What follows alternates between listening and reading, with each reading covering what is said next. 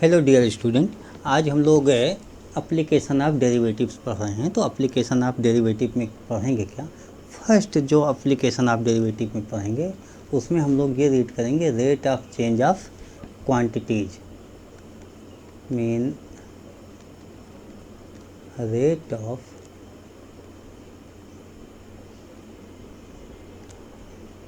Change of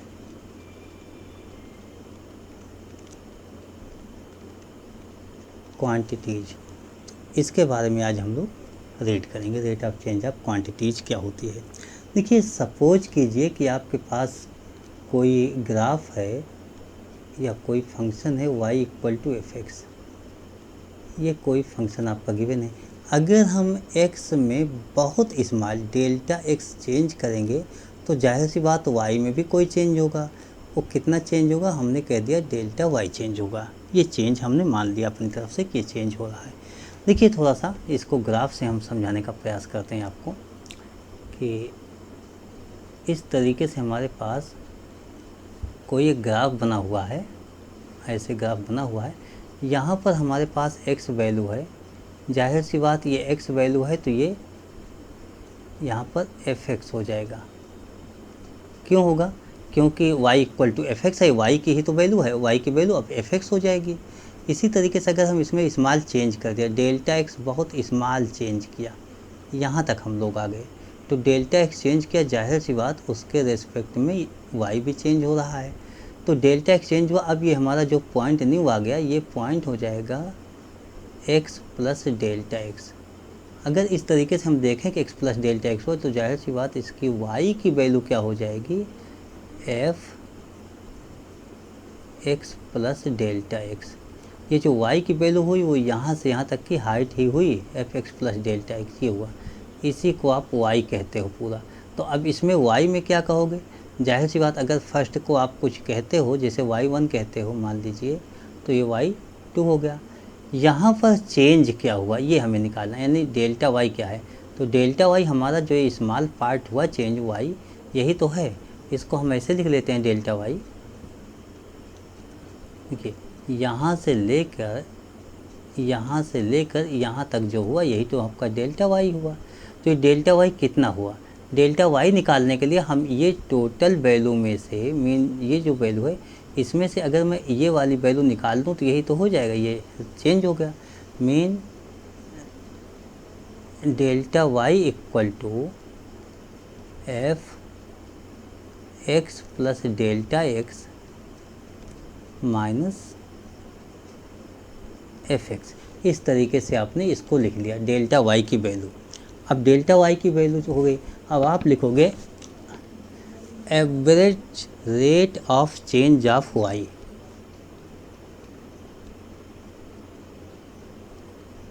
average rate of change of y with respect to x। तो ये with respect to x जैसे ही हम बोलेंगे इसको ऐसे लिख सकते हैं कि delta y upon delta x।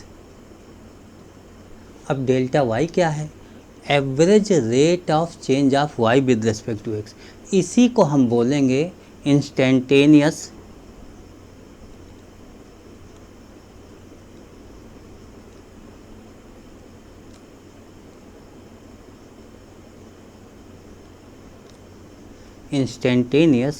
rate of change of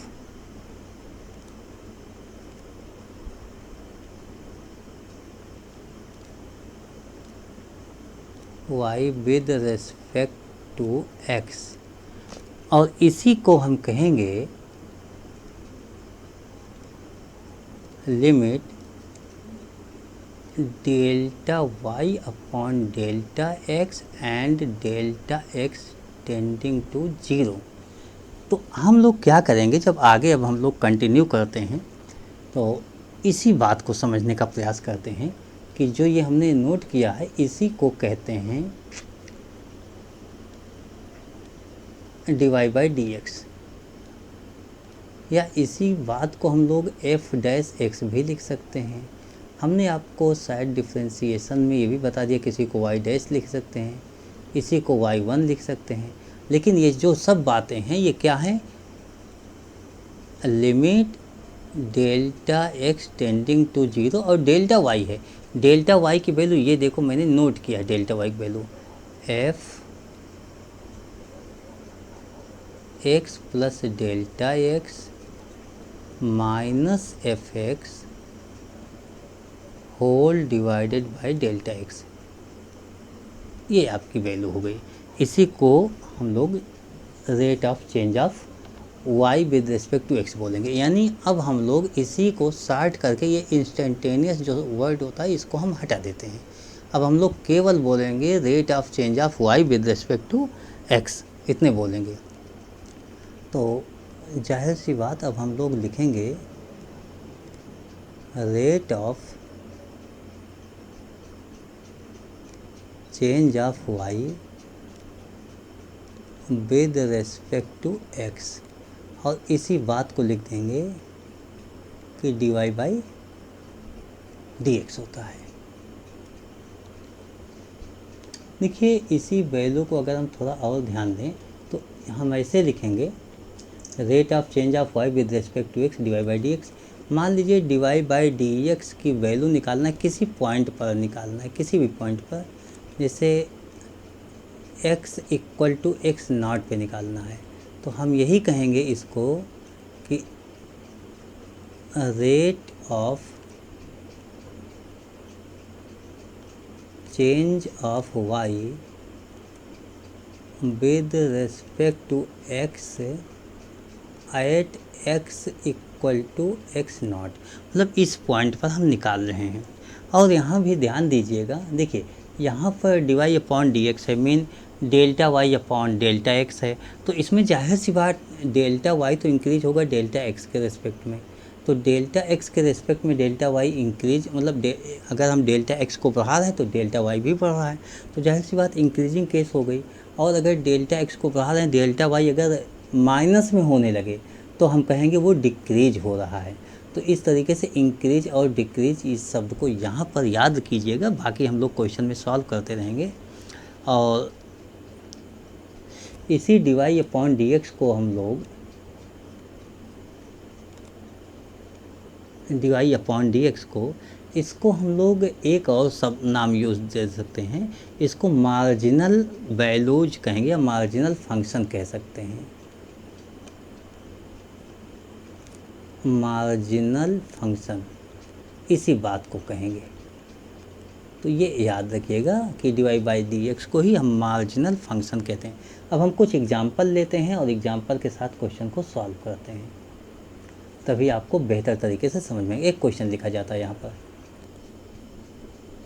अपने पास जो क्वेश्चन है वो क्वेश्चन कुछ इस तरीके से है, the side of square sheet is increasing at the rate of 4 cm per minute.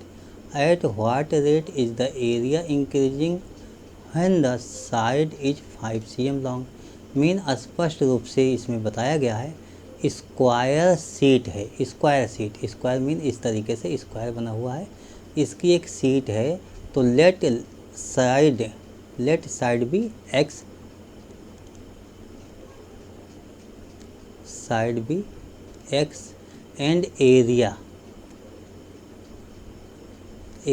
भी a, हमने ऐसा लिख दिया। तो कह रहे हैं कि side of square sheet is increasing at the rate of 4 cm पर minute, mean dx by dt। देखिए पर मिनट दिया यानी टाइम दिया गया है, तो 4 cm पर मिनट ये बता दिया गया है। उसके बाद at what rate is the area increasing, mean area किस रेट से इंक्रीज करेगा, ये when the side is 5 cm। ये कब निकालना है, जब साइड मीन x जो है वो 5 cm हो जाए। तो क्वेश्चन मार्क हुआ, ये आपको निकालना है। ऐसे क्वेश्चन के लिए आप बेसिकली देखो कि एरिया की बात हो रही है, इसका मतलब एरिया इक्वल टू जो ये सीट है, स्क्वायर सीट है, स्क्वायर सीट की एरिया क्या होती है, अगर साइड x है तो x स्क्वायर हो जाएगा, बस ये होगा। लेकिन differentiating both the side with respect to t, क्यों, क्योंकि टाइम के रिस्पेक्ट में dx बाई dt दिया गया है। तो यहाँ पर से हम t के रेस्पेक्ट में निकालेंगे, तो dA/dt अगर हम ऐसा लिखते हैं तो ये भी बात यही होगी, d/dt of x square, d/dt of x square होगा 2x एंड dx/dt। ये सब डिफ्रेंसिएशन में आपको अच्छी तरीके से बताया गया है। यहाँ dA/dt हो गया। अब आप देखिए 2x और dx/dt की वैल्यू आपके पास 4 cm हो गया, 4 cm पर मिनट, और ये x cm ही हो गया, यानी सेंटीमीटर स्क्वायर पर मिनट। ये हो जाएगा 4 2 जा 8x हो गया। ये तो dA/dt हो गया, लेकिन आपको जो निकालना है वो dA/dt निकालना है एट द पॉइंट x = 5। तो जाहिर सी बात 8 होगा, x की वैल्यू 5 हो जाएगी। 8 5 जा 40 cm स्क्वायर पर मिनट। तो ये क्वेश्चन आपका इस तरीके से सॉल्व हुआ। अब हम एक क्वेश्चन और लेते हैं, थोड़ा और प्रैक्टिस कर लिया जाता है। देखिए इस क्वेश्चन में गिवन क्या है। इस क्वेश्चन में गिवन है this side of an equilateral triangle is increasing at the rate of 2 cm पर सेकेंड। मतलब साइड का इंक्रीज दिया गया है। तो अगर हम इक्विलेटरल ट्रायंगल की बात कर लें, equilateral triangle mean all sides equal. तो अगर हम एक साइड को x ले लेते हैं, तो साइड लेट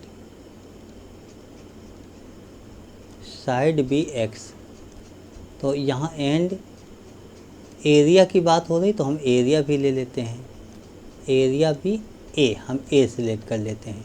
तो इसमें गिवन है the side of an equilateral triangle increasing at the rate mean dx/dt, इसकी वैल्यू गिवन है 2 cm पर सेकंड, और ये कह रहे हैं कि एरिया किस रेट से इंक्रीज होगी ये बता दो, dA/dt।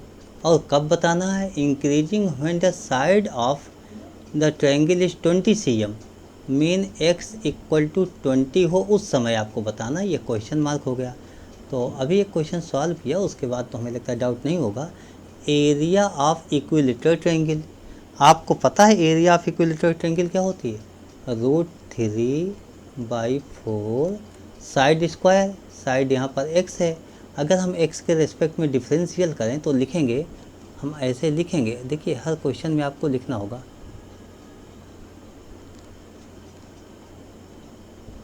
Differentiating both the side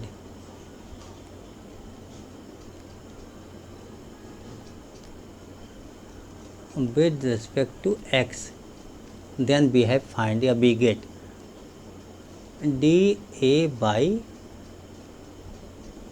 with respect to t कहिए टाइम के अकॉर्डिंग, इसलिए कि dA/dt दिया गया है। तो यहाँ पर √3/4, देखिए d/dt ऑफ एक्स स्क्वायर हो गया।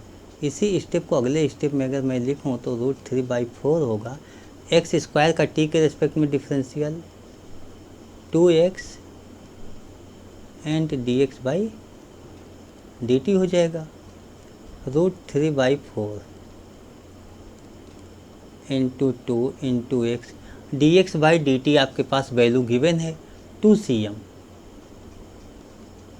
इस तरीके से गिवन है वैल्यू। तो यहाँ पर आपने क्या देखा, 2 to 4 कैंसिल हो गया, मीन √3x आपके पास आ गया। अब अगर आपसे कहा जाए dA/dt निकालो एट द पॉइंट x = आपके पास पॉइंट क्या दिया गया, किस पॉइंट पर निकालना है, 20 पर। देखिए क्वेश्चन में आप 20 ही तो लिखे हो।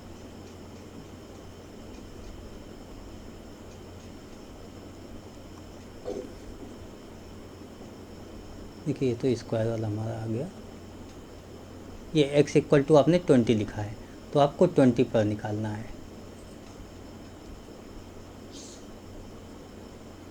x = अगर मैं यहाँ 20 पुट कर लेता हूँ, √3 इंटू 20 हो गया। आपका आंसर क्या हो गया? 20√3 एरिया सेंटीमीटर स्क्वायर पर सेकंड। इस तरीके से आपके पास ये आंसर आ गया। हम लोग एक क्वेश्चन और ले लेते हैं। यहाँ पर हमारे पास जो क्वेश्चन है, a spherical ball of salt is dissolving in water in such a manner that the rate of decrease of the volume, देखिए वॉल्यूम डिक्रीज हो रहा है, at any instant is proportional to the surface area, मतलब surface area के proportional. Prove that the radius of decreasing at the constant rate, मतलब आपको ये prove करना है कि एरिया जो है कांस्टेंट रेट में डिक्रीज हो रही है। तो ऐसे क्वेश्चन में हम क्या देखते हैं, सबसे पहले हम लोग लेट कर लेते हैं। Let R be radius, be volume and S be surface area. ऐसे हमने अपने आप लेट कर लिया कि आर दिस होगा, वी दिस होगा, A denote the V denote volume, R radius और एस सरफेस एरिया। आपके पास ये हो गया। देखिए आपके पास ये गिवन है कि जो वॉल्यूम है, डिक्रीज ऑफ द वॉल्यूम, यहाँ पर rate of decrease of the volume, तो वॉल्यूम का dV/dt, मतलब एट किसी भी टाइम पर, ठीक है, एट इंस्टेंट। तो ये जो आपका चेंज होगा dV/dt, ये प्रोपोर्शनल टू किसके हो जाएगा? सरफेस एरिया के हो जाएगा।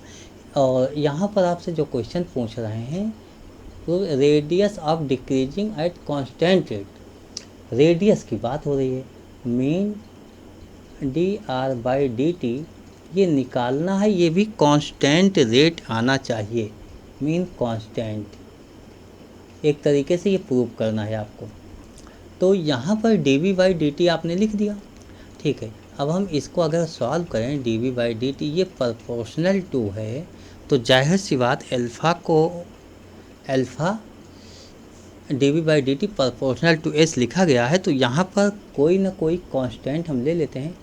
सपोज के कांस्टेंट ले लिया, के एस कर दिया इस तरीके से, यानी के एस लिख लिया। ये आपका एस जो है वो सरफेस एरिया हो गया। और सरफेस एरिया का फार्मूला क्या होता है?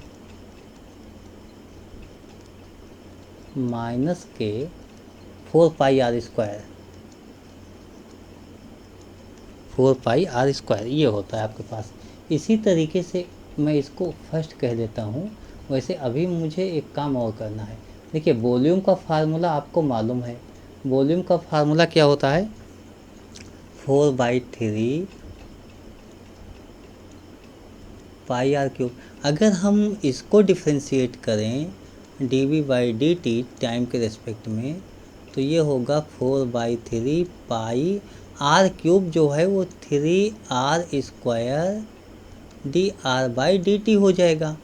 हम इस दोनों को देखते हैं, अगर मैं इसको सेकंड लिख लूँ तो फर्स्ट और सेकंड में देखता हूँ लेफ्ट हैंड साइड इक्वल है, देयरफॉर राइट भी इक्वल होना चाहिए।